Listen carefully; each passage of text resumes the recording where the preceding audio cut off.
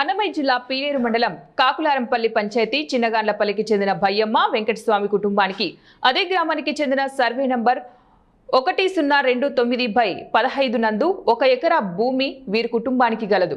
గత కొంతకాలం క్రితం ఈ దివ్యాంగుల కుటుంబానికి తెలియకుండా మూగి చెవుడు ఉన్న దివ్యాంగురాలు భయ్యమ్మ దగ్గర ఆమె చెల్లెలైన రెడ్డెమ్మ పింఛన్ను ఇప్పిస్తామని మాయమాటలు చెప్పి వేలిముద్ర పెట్టించుకొని రెవెన్యూ సిబ్బంది సహాయంతో ఎకరా భూమిని మోసం చేసి వ్రాయించుకున్నారని ఆరోపించారు.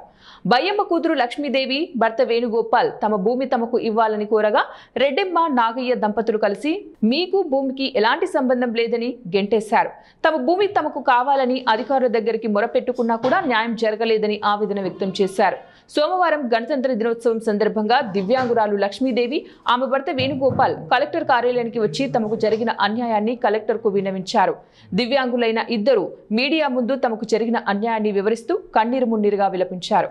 ఆ పాప తెలియకుండా ఆ పాప దగ్గర సంతకం పెట్టించుకొని మా అమ్మ మూగమ్మ దగ్గర రిజిస్టర్ చేయించుకున్నారు. ఎంత భూమి అది విస్తీర్ణం?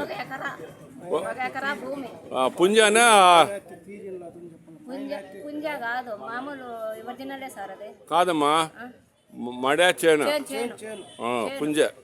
పుంజ 1 ఎకరా పుంజ మోసం చేసి మా అమ్మ దగ్గర సంతకం పెట్టించుకొని మా అమ్మకు తెలియదు, మూగి నువ్వు మాటలు రావు, మా అమ్మ దగ్గర పెన్షన్ అని చెప్పి గుర్తు తెచ్చుకొని రిజిస్టర్ చేయించుకున్నారు. మేము ఎంఆర్ఓ గారిని విఆర్ఓ గారిని కలెక్టర్ ఆఫీసర్ అందరూ చేసినా మాకు న్యాయం చేయలేదు. అందువల్ల మేము బాధపడుతున్నాము.